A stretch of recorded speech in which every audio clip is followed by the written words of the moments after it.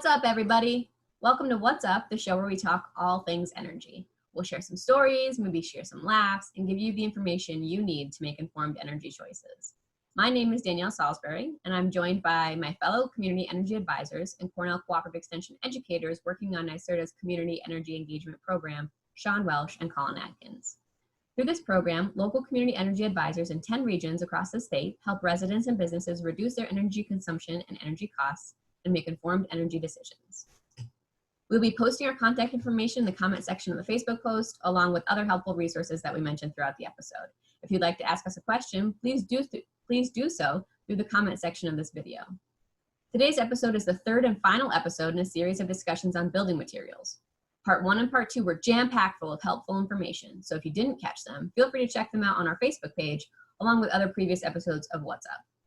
Once again, our CCE educator, Sean Welsh, talks with Stephen Stuart, former sustainability analyst for the Sullivan County Office of Sustainability, and former executive director of Sullivan Alliance for Sustainable Development, and a lifetime practitioner of energy and sustainability work.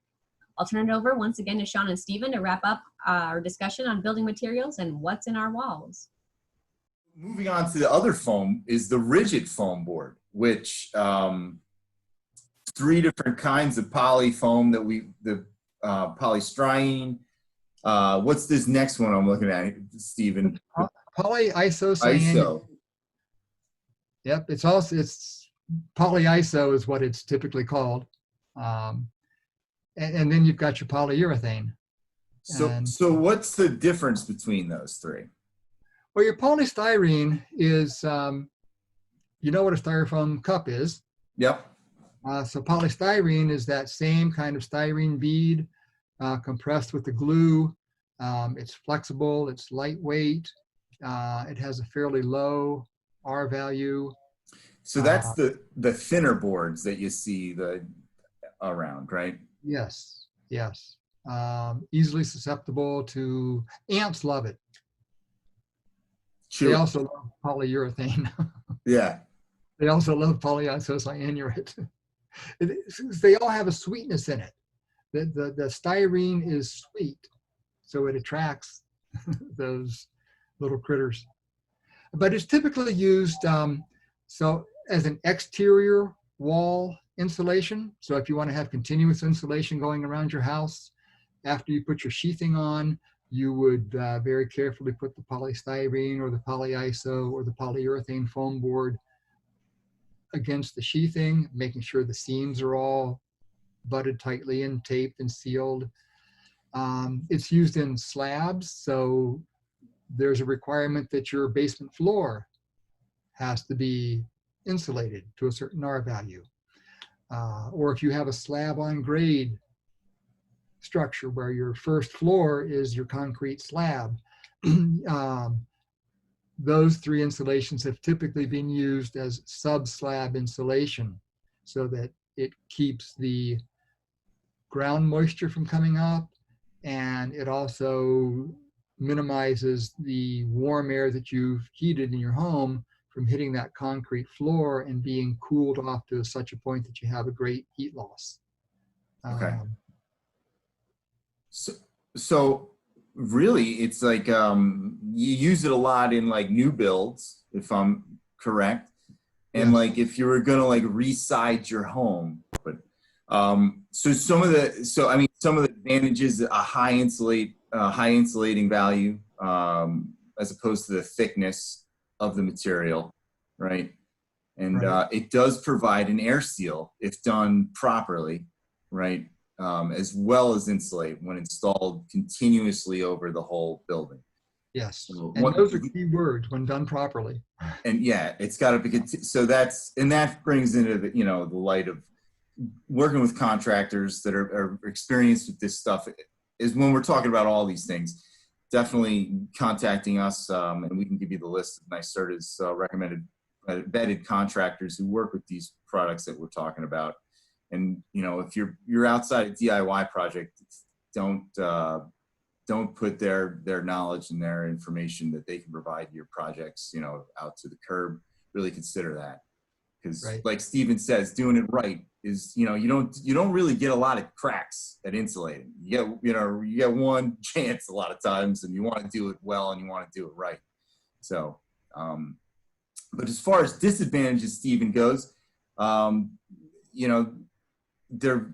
are some flammable concerns. Like you said, they're susceptible to some insect damage, specifically ants, things like termites, carpenter ants. I've even heard chewing on it. Oh yes.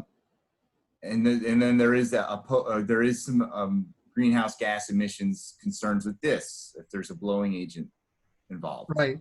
And again, that blowing agent releases over time, so it reduces that R value over time as well. Yeah, so there's a couple different ways you can lose R value over time with different products. So yeah.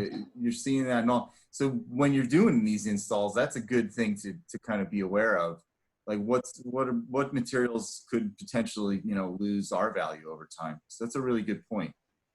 Right, and some of them will naturally lose R value, and others it's a problem with faulty installation that creates the loss of R value over time. Yeah. So moving on to the insulating concrete forms. Yeah. Which those are fun. Are kind of neat, I think. And generally used in new construction. Am I on target with that? Yes, they're typically used in new construction. They can be used for your frost wall, for your foundation wall. They could be used in a retrofit of a home so the home that I live in has a laid up stone foundation. Really difficult to air seal, really difficult to stop the water infiltration. So if I had the opportunity, I would love to lift the house, take out that stone wall, which my wife won't let me do because it's over 100 years old, and use an insulated concrete form to rebuild the foundation. And then I would have a watertight, well-insulated basement, and it would improve airflow through the house tremendously. Yeah, that's yeah. So, but it's a really kind of innovative product when you're talking about new builds. So it will build. It's like the foam is in the wall of your basement once the form is laid down, right? Yes. So again, keep in mind it's foam, so it will off gas now both to the inside and the outside, and it will lose some R value. Keep in mind it does have a high embedded carbon footprint. And one of the things that the sales people like to push is the ones that are made of styrofoam, styrene, they're recyclable. You have your waste, it's recyclable. Trouble is, there's no recycling plant to take them through to recycle. So they end up in the landfill. And so there's two other kinds that are wood fiber with some cementatious mix in that are very similar to the foam ICFs, and they don't have as highly as high of an embodied carbon footprint. So we'll move on to one that is kind of the SIPs, which is structural insulated panels, one that's kind of exciting from a couple different standpoints. So so I want to just talk about what these are, Stephen, and kind of where you would see these. Yes. So structural insulated panel, essentially it's 2 sheets of oriented strand board or plywood, and in between those and adhered to them is either a foam or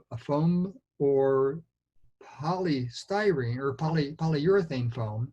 Polyurethane is typically used because it has a better bonding capacity to the wood. So what happens is it's a very controlled way to build a home. It really controls and manages your air infiltration. They're quick to assemble because they come wall panels ready to go and ready to be in place. You don't have your wood framing out in the open, susceptible to rainstorms and that drying and wetting and drying and wetting. Think of a stick-built building today, how much moisture that those studs and those floor joists would be taking in through the life of the build. Yeah, I mean, it's totally exposed. So you see a SIPS kind of project go on, and it literally can go from frame in a day to being covered up. Like I've seen a couple, you drive by in the morning and in the evening, it's up already. You're like, holy cow. So it's really, it expedites the process of the house, but like you said, it protects your construction material that you don't want to have more moisture hitting over time. So the one thing you have to watch out for with SIPs though, is your electrician really has to know that they can't cut a wiring channel on the horizontal plane of a SIP, because that board, that oriented strand board or that plywood, which is part of the structural panel, cannot be compromised on a horizontal plane at all. Otherwise, you lose your structural integrity. The integrity of the wall would be jeopardized. Right. Like, that makes sense. Right. So some of the other disadvantages, I mean, it's almost strictly used in new construction too. I mean, this isn't something that you would do with, I mean, unless you were doing like an addition or something, you wouldn't really entertain using this in a retro project, right? Well, you could. Okay. I've seen several homes around this area retrofitted. One of the advantages that one of my friends who did it to his house said, well, I didn't like where the windows were in my house. So I just, I put the SIPs on the exterior and I just cut new windows where I needed to or where I wanted them. Wow. Which is pretty funny. I mean, some of the exciting stuff to me about SIPs is how they're using some organic material in some of these now too. You mentioned the core, and you mentioned hempcrete as well, which you and I have spoke with in the past. It's an exciting kind of new concept. So before I let you go, do you want to just touch on some of these new things that you've heard about? Hempcrete is one that jumps to my mind, but I just wanted to open it up and get your thoughts on some new stuff coming. Yes, hempcrete is actually it's been around for centuries. Some of the older structures that we've uncovered have been made from hemp and lime. So hempcrete is taking the bast fiber and the hurd from hemp and chopping it finely and then mixing it with the appropriate amount of lime, which is the adhesive, and the appropriate amount of water. And you thoroughly mix that, and you can loose lay that right into a wall that's properly built. There are some companies in the area that are building homes with hempcrete. It can be used as an interior fill, and typically hempcrete is finished then with a lime plaster so that it's airtight but vapor open. So water vapor, hemp is very good at absorbing the kind of moisture that leaks into a wall from, we talked about that transfer of air and water vapor from warm to cold. The hemp, because it's so porous, can handle that water vapor really well and then release it to whatever side of the building is the driest, so that it never keeps that moisture in the wall. And hemp, because it is mixed with the lime, it's naturally antimicrobial. So you're not going to get a buildup of mold or mildew in the wall. Typically, your hemp walls are at least 12 inches thick because it has an R value of 2.4, and you want to have a really well insulated home. And it's a marvelous material. Other carbon sequestering insulations are wood fiberboard as an insulative sheathing, which is usually 2.5 inches thick. The advantage of that is, again, it manages moisture well. It can be air sealed well, and it is making your home a carbon sink. So you're actually storing the carbon dioxide that went into growing those trees as part of your building. So that's never going to be released into the atmosphere again. So it's a way to draw down the carbon footprint of your building, which is what I was talking about in the beginning. We have to find new materials that are not highly carbon intensive in their manufacture if we really want to win this effort that we're in to reduce overall greenhouse gas emissions in the world. And I always appreciate a conversation with you, Stephen. You've pointed me in so many different directions on ways to look at things with open eyes and really kind of consider the materials that we use in our buildings. And I always enjoy these talks. So thank you. And I wish you the best. And I want to say on behalf of Cornell Cooperative Extension and What's Up, thanks for your time here today. Well, thank you too, Sean. And that's mutually respected. I always enjoy our conversations, and you always give me new challenges to think of and keeps me growing. Well, thanks, man. I appreciate Which is what Cornell does. It helps things grow. That's it. That's it. Empower and keep growing. All right. That's right. All right. I appreciate it. And we will, thanks everybody. We'll talk soon. Thanks, Sean. Take care. Bye-bye. All right. Well, that was part 3 of our materials discussion. And if you are interested in finding out more information or a home energy audit from the Cornell Cooperative Extension Community Energy Engagement Program, you can go to our website, MidHudsonEnergyChoices.org, or visit Cornell Cooperative Extension Dutchess or Cornell Cooperative Extension Sullivan websites, or you can visit us on social media. Our Cornell Cooperative Extension Dutchess County Facebook page has a record of these videos, and you can catch up on them or do more research on the materials video series if you missed the first 2 portions of them. So thank you, Stephen Stuart, and we really appreciate the time, and thanks for watching What's Up.